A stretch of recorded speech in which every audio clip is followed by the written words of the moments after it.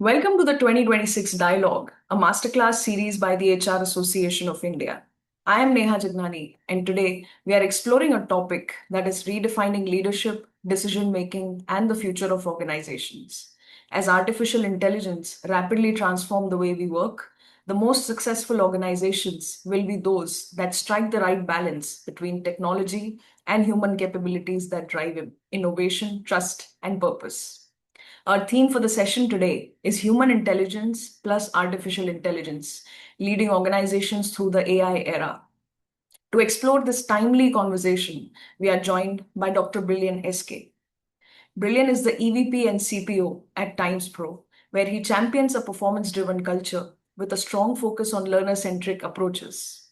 With expertise in talent development, recognition programs, and executive leadership coaching, he has been instrumental in building high performing teams and driving operational excellence. His strategic leadership supports TimesPro's expanding business landscape, empowering the workplace through impactful initiatives. Brilliant. Thank you so much for joining. It's a pleasure having you. Thank you, Neha. Thank you, HRAI, for having me over. It's my pleasure as well. Good Thank to you be so here. much. Thanks a lot, Brilliant. Looking forward to this exciting masterclass today. So, to begin with, my first question is: will AI replace managers before it replaces employees? Why or why not? It reminds me of a very old movie dialogue, Tariq pe Tariq. Right, over the past few years, if you see, almost everywhere I've been, this one big fear that people have: AI pe AI, AI pe AI. And I think we need to revisit and review the question and reposition it. And my response, in simple words, is no. AI will not replace managers. It will not replace employees as well, but we are focusing now on managers. And to your question of why not, so let's put things in the right perspective today, right? I have always believed, and we all know that AI is a tool. And just like any other tool, managers will need to manage, understand that AI has to be looked upon as an enabler and simplifier and not as a threat. This will help them replace what we today know as mundane or routine tasks, right? Now, if I were to broadly classify, and this is only at a manager level that I'm talking of, we will have routine admin work, right? Tracking of tasks, goals, outcomes, creating schedules, providing reports. All of these takes donkey's years to complete.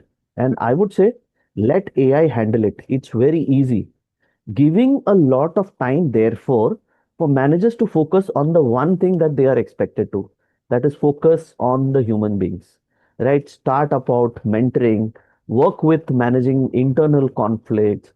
How about inspiring and motivating people? Because it's all about helping you, your team, to drive organizational objectives. And truth be told, AI cannot do this. While AI will replace, metaphorically speaking, the paperwork, which today is actually email work for us most of the time, it will allow managers to focus on the human being at the end of the day. Future going forward, irrespective of how technology will change, how stronger it becomes, the role of managers will not be replaced. They will become much better people managers, I would say. They will help us understand the landscape much better by freeing some of the routine grunt work that we do today. So let's embrace AI and not focus on worrying about will AI replace managers? The AI will never replace managers. They'll help managers become smart people managers. Sure, sure. Beautifully put, Brilliant. AI is therefore a tool, an enabler, and simplifier. And if every manager understands it, it will only rely on AI for work that can be done by AI. So if manager focuses on Absolutely. what he can do best, be it mentoring, be it motivating the teams, managing conflict, it becomes much more easier in the ecosystem. So thank you so much for that. Um, my next question, Brilliant, is: are we building AI ready people or just buying AI tools? How I wish you said, अगला प्रश्न है 7 crore के लिए. I would say, in my opinion, most organizations are purely buying tools.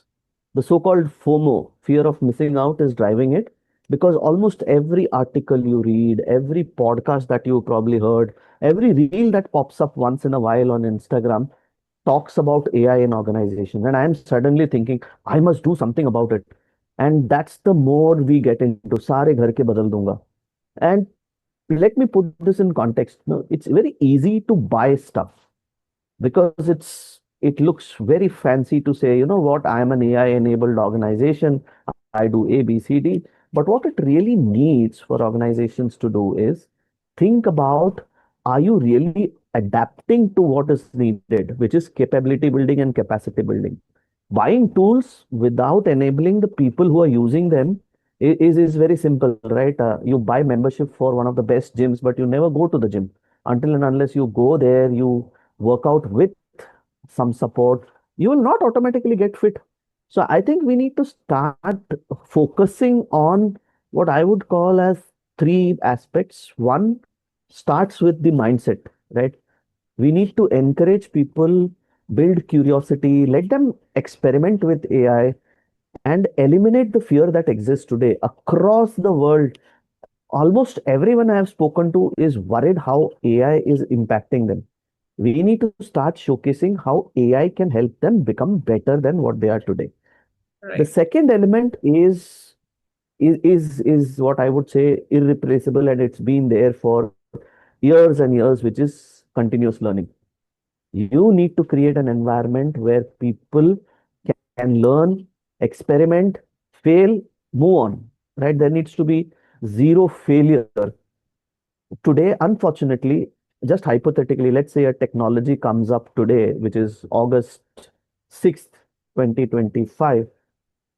People out in the market ask for person with experience of 2 years in that technology. Now, come on, we all know it's not really possible. So you need to understand that there needs to be that flexibility given and a continuum for the employees to learn and grow. And it is not just for team members, it is especially important for managers as well, because you cannot just say that मैंने तो इसको ला के दे दिया. At times you may have to get your hands dirty and make sure that you are invested in it. And that brings me to the last part of the third point, which is upskilling. Needless to say, integrating AI in everything that we do will make life simple. I'll be very candid. I use AI only to make sure that it takes up all the grunt work that I used to do. In the good old days, if I spent 9 hours, now I'm spending less than 10 to 15 minutes on the same thing.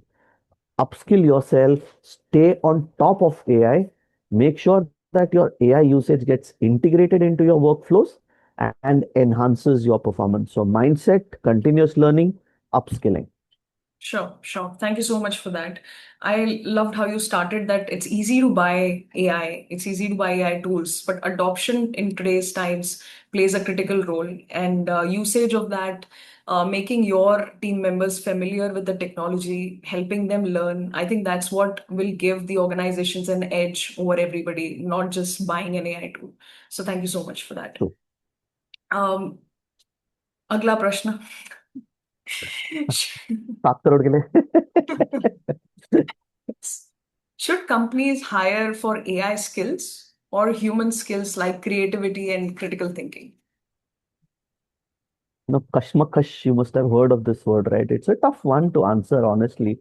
And today, as we speak, almost everyone I know claims to have skills in AI in some form. So let's look at what are the two aspects that we should look at. One is human skills, which determine what is the problem to solve and why it should be solved. And AI skills will help you determine how fast you can execute it.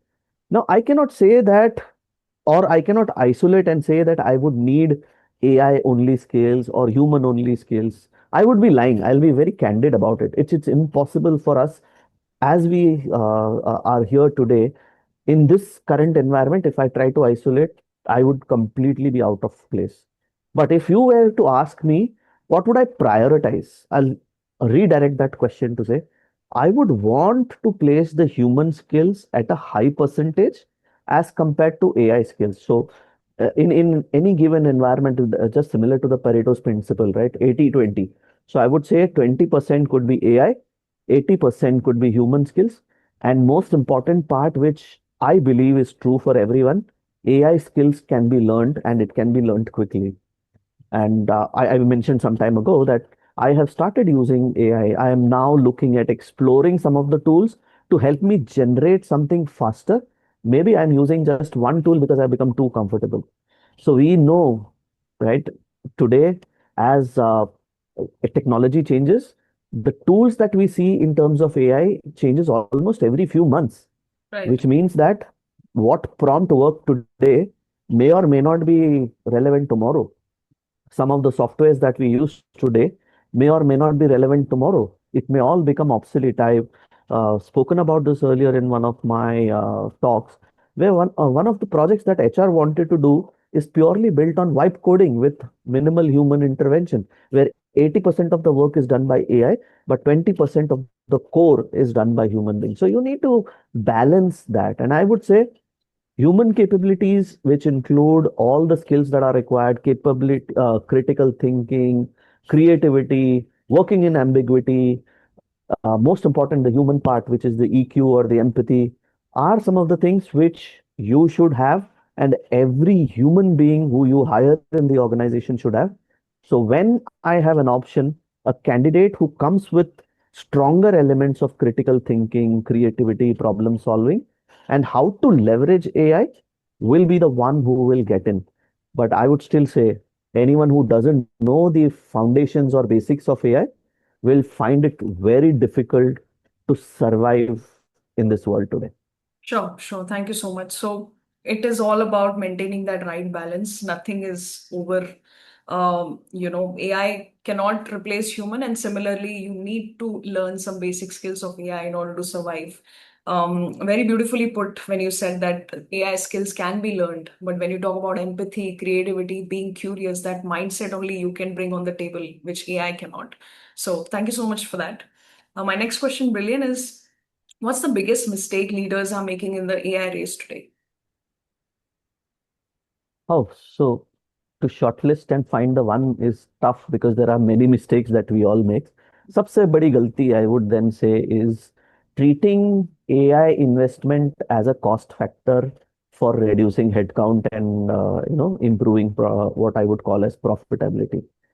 I would say think of it as a productivity enhancement tool and an innovation tool that can help you.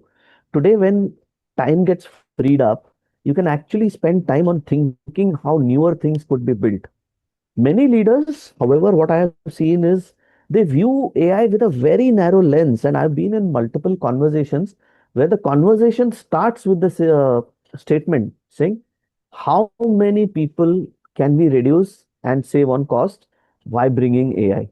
That this is where I think it all goes wrong. And we should not call it as a mistake. We should call it as a blunder because we are talking about human beings. We are talking about organizations. The focus should be improvement of productivity, enhancing innovation, and most importantly, over a period of time, rationalizing costs. I'm not saying cutting in down costs. The wrong focus unfortunately creates this anxiety across the workforce, right? Today, the moment anyone says that my organization is bringing in some kind of an AI tool, the first thing that comes into their mind is job ka kya hoga.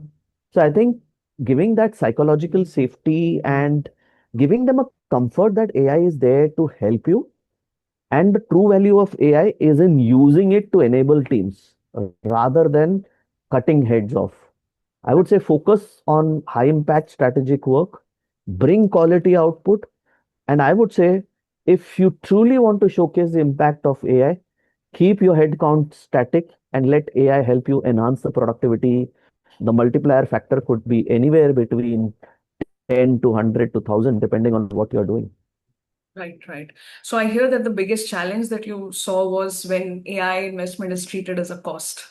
It is actually an innovation and productivity tools which should be adapted by organizations to ensure there is productivity instead of replacing, people with AI. So thank you so much. My last question, Brilliant, is in one sentence, what should AI never be allowed to decide? Okay, so I would say any decision which has a lifelong impact on the human should be the one thing that AI should never be able to decide. It can be something which may relate to something personal, some choices which people make. It would have an impact on their career, on their, I would say, self-respect. Those are elements where I would say, no, AI should never come in. Sure, sure. Thank you so much. This brings us to the end of this session, Brilliant. Thank you so much for your insights, very candidly shared. And I could truly see that AI is transforming the way organizations operate, but it's the human intelligence that shapes the vision and create that ecosystem, in which you use AI as a productivity tool and not as a replacement of people. So thank you so much for your inputs today. Thank you, Neha. And I would just want to say that instead of looking at AI as artificial intelligence, think of it as actionable, impactable tools. Absolutely. Very well said. Thank you so much, Brilliant, for your time. Thanks, Neha. Thanks, HRAI. It was my pleasure being here. Thank you. So pleasure.